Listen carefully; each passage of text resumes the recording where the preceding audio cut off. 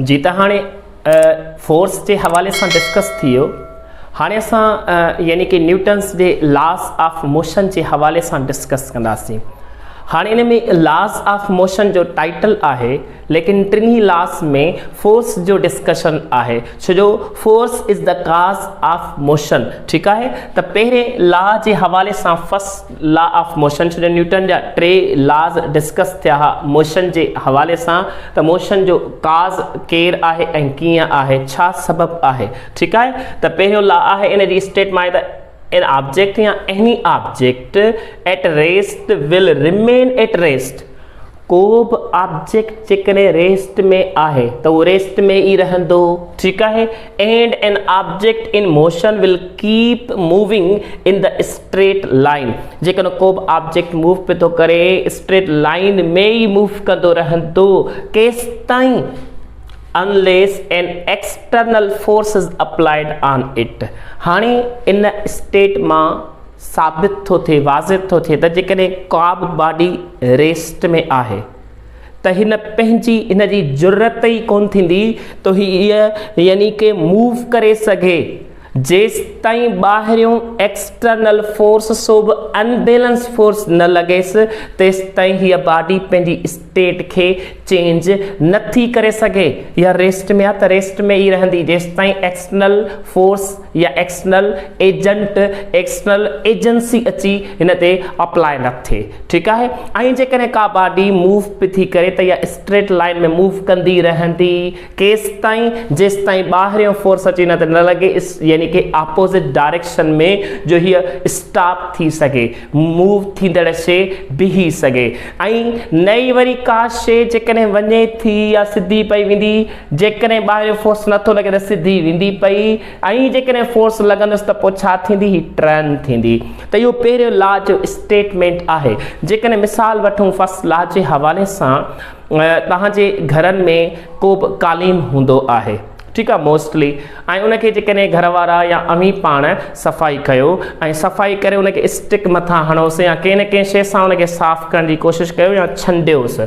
ठीक है, तो उनमें डस्ट हूंदो आहे। हाणे ॾिसो तव्हां सॼे कालीन ते फोर्स था लॻायो। ठीक है, सॼे कालीन ते फोर्स था लॻायो त फोर्स लॻाइण सां उहो छा थींदो, डस्ट पार्टिकल्स छा थींदा आहिनि, यानी कि आउट थी वेंदा आहिनि, उन मां निकिरी वेंदा आहिनि, माना उहो छंडिजी वेंदो आहे। त फोर्स लॻायव न त उहे रेस्ट में ई रहन। हाँ, ठीक है, ईअं ई जेकॾहिं का बि ॾिसो अर्थ आहे नेचुरली मूव पई थी करे राउंड द सन, इन ते जेस ताईं ॿाहिरीं कुवत अची फोर्स न लॻाईंदसि तेस ताईं उहा अर्थ रिवॉल्व यानी मूव यानी मोशन पई कंदी राउंड द सन। ठीक है, त सन जे चौधारी पई मूव कंदी, मोशन में हूंदी। त का बि बॉडी यानी कि फोर्स का सिवा एक्सटर्नल ऐं अनबैलेंस फोर्स का सिवा पंहिंजी स्टेट के चेंज नथी करे सके।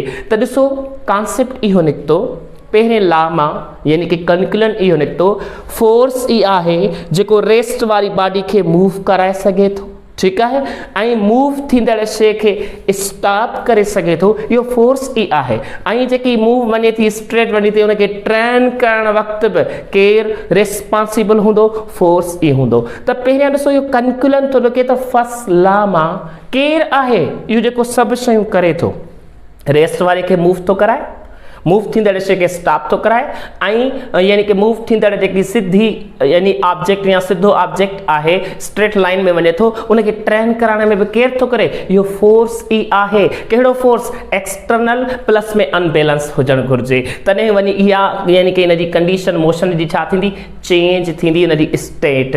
त इन बेसिस ते असां ईअं चई सघूं था त पहिरें लॉ फोर्स के डिफाइन कयो आहे त फोर्स ई आहे जेको ये सब कम करे थो। तो ठीक है, तो पहिरें लॉ असा के छा बुधायो, definition of force, definition of force माना फोर्स के छा कयो वियो आहे, डिफाइन कयो वियो आहे। पहिरें लॉ जे ज़रिए फोर्स के छा कयो वियो आहे, डिफाइन कयो वियो आहे। त इहा ॻाल्हि ज़हन में रखे छॾिजो, फोर्स के डिफाइन करण यानी डेफिनेशन ऑफ फोर्स कहिड़े लॉ मां असांखे साबित थो थिए, फर्स्ट लॉ ऑफ मोशन जे बुनियाद ते। ठीक आहे, हाणे असां हेॾे अचूं था सेकंड लॉ ते। सेकंड लॉ खां पहिरियां जॾहिं फर्स्ट लॉ जो इंट्रोडक्शन थी वियो त फोर्स जे बारे में जॾहिं कॉन्सेप्ट अची वियो त फोर्स ई आहे जेको बॉडी खे स्टॉप थो करे, मूव थो कराए या चेंज थो कराए डायरेक्शन खे।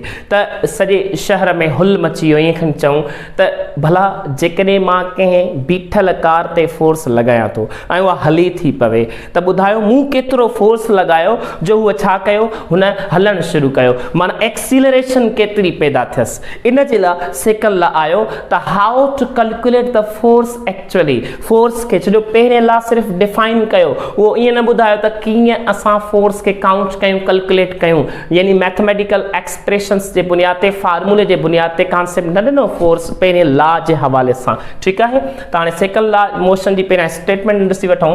When a force is applied on a body it produce an acceleration in its own direction. ज़हन में रखो, जंहिं डायरेक्शन में फोर्स लॻाइबो उन ई डायरेक्शन में छा थींदो, एक्सीलरेशन पैदा थींदो। शर्त कहिड़ो आहे, एक्सटर्नल फोर्स हुजे ऐं अनबैलेंस फोर्स हुजे। छा जेकॾहिं उन बॉडी में एक्सीलरेशन पैदा कराइणी आहे या थिए थी उन ई डायरेक्शन में, त शर्त कहिड़ो आहे, एक्सटर्नल फोर्स हुजे, अनबैलेंस फोर्स हुजे। ठीकु आहे, उन ई डायरेक्शन में द मैग्नीट्यूड, हाणे मैग्नीट्यूड मां मुराद मतिलबु तव्हां जेतिरो फोर्स लॻायो उन में तेज़ी केतिरी आहे, केतिरो हू तेज़ थी वियो, त उहो तेज़ीअ जो वैल्यू, इफेक्ट ऑफ फोर्स केतिरो थियो, उनजो मैग्नीट्यूड वैल्यू खपे। ठीकु आहे, त उन मैग्नीट्यूड यानी एक्सीलरेशन जो कंहिं ते डिपेंड थो करे, अप्लाइड फोर्स ते।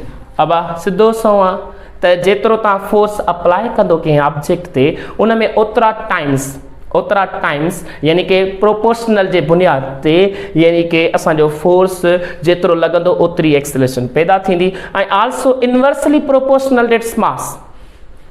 कॉमन सेंस जी ॻाल्हि आहे, जेकॾहिं अव्हां ॾिसंदा हूंदो त हिकिड़ा गोली हुजे ऐं ॿियो हिकिड़ो पत्थर हुजे वॾो या इवन बम हुजे, त तव्हां ॾिसंदो त गोली तेज़ वेंदी आहे। ठीकु आहे, गोली तेज़ वेंदी आहे ऐं बम थोरो सिलो वेंदो आहे। अञा जेकॾहिं बेस्ट एग्ज़ाम्पल वठूं, हिकिड़ो सन्हड़े छोकिरे खे ॿिए थिले छोकिरे खे या माण्हूअ खे भॼाइनि तेज़, त तव्हां ख़बर आहे त तव्हां यानी कि ॾिसंदो, ऑब्ज़र्व कंदो त सन्हड़ो छोकिरो तेज़ वेंदो आहे। ठीकु आहे, ईअं ई तव्हां वटि नंढड़ो हिकिड़ो पत्थर हुजे, ॿी वॾी सिर हुजे, ॿिन्ही ते साॻियो फोर्स लॻायो। ठीकु आहे, त केरु तेज़ वेंदो, नंढड़ो पत्थर। अंडरस्टूड आहे, त इन में इहो सेंस आयो त acceleration is inversely proportional to the mass हूंदी आहे। घणो मास हूंदुसि, ग्रेटर हूंदुसि, हुनजी हिकिड़ी पंहिंजी मेटर जी प्रॉपर्टी जे करे हू स्लो यानी कि मूव कंदो, माना ड्यूट उहा अॻिते हली असां प्रॉपर्टी पढ़ंदासीं मेटर जी। ठीकु आहे, जंहिंखे इनर्शिया चइबो आहे। त इन सेंस में इन जे करे हू छा थींदो, स्लो हलंदो, ऐं जंहिं महिल घटि मास आहे हुन में एक्सीलरेशन पैदा वधीक थींदी। ठीकु आहे, इन सेंस में न्यूटन जे सेकंड लॉ असांखे एक्सप्लेन करे ॿुधायो त जेकॾहिं आफ़रीदी सिक्सर लॻाइण जी कोशिशि थो करे, माना फोर्स लॻाए थो बैट सां बॉल ते, त ॿुधायो हुन फोर्स त लॻायो, फोर्स जेतिरो लॻाई थो हुन में केतिरी एक्सीलरेशन पैदा थी। त बॉल जो मास यानी कि ॾिसणो पवंदो, उन बेसिस ते असांखे यानी कि कंक्लूजन मिलियो त न्यूटन जे सेकंड लॉ ॿुधायो त how to calculate the force magnitude or effect of force, यानी एक्सीलरेशन, उन एक्सीलरेशन जे वैल्यू खे कीअं फाइंड कयूं या फोर्स केतिरो लॻायूं, उन में केतिरी एक्सीलरेशन पैदा थींदी। इन बेसिस ते कैलकुलेशन आई, त कैलकुलेशन जे बेसिस ते छा आयो, F is equal to ma वारो फोर्स जो फार्मूलो, त ही एक्सटर्नल फोर्स आहे।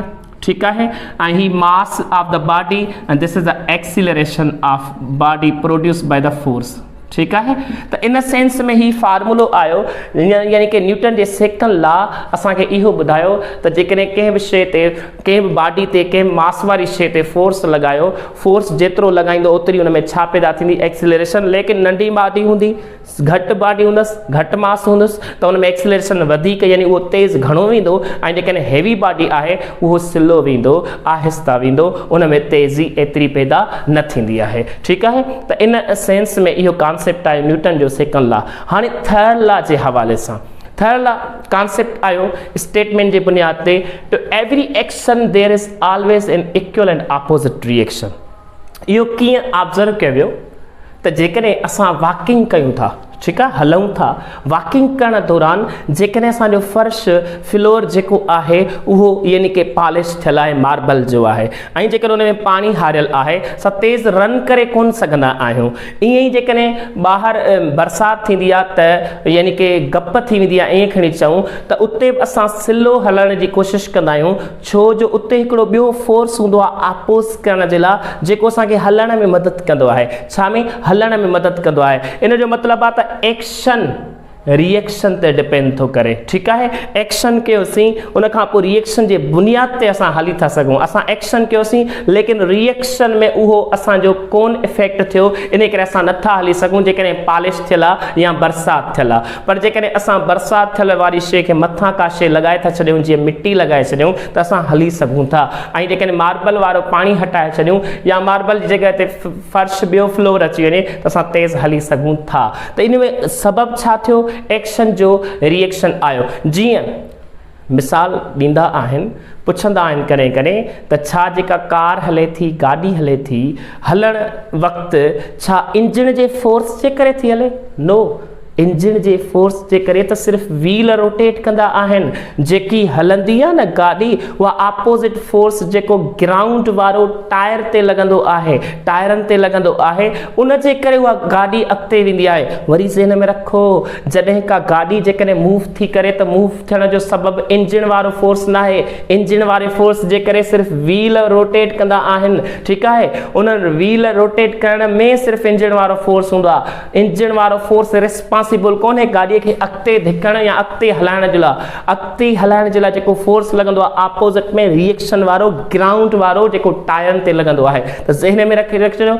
इन बेसिस ते हाणे ॿी ॻाल्हि, जेको एक्शन ऐं रिएक्शन हूंदो आहे उहो डिफरेंट बॉडीज़ जे बुनियाद ते हूंदो आहे। हिकिड़ी बॉडी ते असांजो एक्शन रिएक्शन कोन थींदो आहे, ऐं एक्शन रिएक्शन पेयर फॉर्म में हूंदा आहिनि। Every action has equal and opposite reaction. असां जेकॾहिं स्विमिंग करणु चाहियूं था त एक्शन करण खां पोइ रिएक्शन थींदो आहे, तॾहिं असां हली सघंदा आहियूं, मूव करे सघंदा आहियूं, फॉरवर्ड थी सघंदा आहियूं। जीअं रॉकेट मथे मूव थो करे त रॉकेट जे हवाले सां जेकॾहिं ॾिठो वञे त जेको गैसिस जो कंबस्शन वारो गैसिस जो प्रोसेस हूंदो आहे, यानी कि माना फायरिंग जेका थींदी आहे या बर्निंग थींदी आहे गैसिस जी, उहा एक्शन थींदो आहे हेठि। उन रिएक्शन जे करे उहो रॉकेट मथे वेंदो आहे। त ते ॾिसो डिफरेंट बॉडीज़ जे बुनियाद ते आहे गैसिस जो एक्शन, ऐं रिएक्शन जे बुनियाद ते रॉकेट थो वञे। त डिफरेंट बॉडीज़ हूंदियूं त इन बेसिस ते असांजो छा थींदो? एक्शन जो रिएक्शन थींदो आहे। त एक्शन ऐं रिएक्शन हमेशह ऑलवेज छा थींदा आहिनि? डिफरेंट बॉडीज़ ते। इन जे करे चयो वेंदो आहे त action and reaction never balance each other. पंहिंजो पाण में यानी हिक ई बॉडी ते यानी कि कोन थींदा आहिनि छा? बैलेंस। ज़हन में रखे छॾियो, हिक ई बॉडी ते बैलेंस न थी सघंदा। नेवर, एक्शन ऐं reaction never balance each other. त इहा ॻाल्हि ज़हन में रखो त हिन जे हवाले सां असां हली सघूं था, हिन लाइ ॿुधायो असां मूव करे सघूं था। का बि बॉडी जेकॾहिं every action is equal and opposite reaction जो कॉन्सेप्ट ईंदो आहे। त इहो सॼो जेको आहे सो माना ईअं पहिरें लाइ असांखे ॿुधायो त फोर्स आहे छा, डिफाइन कयो वियो। ॿिए लाइ ॿुधायो त how to calculate the force. Third लाइ ॿुधायो त उन फोर्स जो इफेक्ट कहिड़ा आहिनि, कैरेक्टरिस्टिक्स असांजा कहिड़ा आहिनि, ठीकु आहे, इफेक्ट कहिड़ा आहिनि। त इन बेसिस ते असांखे यानी कि ही टिनी लॉस जो कॉन्सेप्ट आयो बेसिक नॉलेज जे बुनियाद ते, ठीकु आहे। त हाणे अवां सभई यानी कि हिननि ते प्रैक्टिस कयो, हिननि जी स्टेटमेंट खे ज़हन नशीन कयो। हाणे असां अॻियां असां इन्हनि ते डिटेल में डिस्कस था कयूं त हिन पहिरें लॉ खे लॉ ऑफ इनर्शिया छो चयो वेंदो आहे, ऐं फिजिकल एम ए वारो फार्मूलो कीअं प्रूव थियो, ऐं एक्शन रिएक्शन जे बुनियाद ते कॉन्सेप्ट छा आहे अञा वधीक, ठीकु आहे। जेसि ताईं नोट करे वठो, स्क्रीनशॉट करे वठो। Thank U.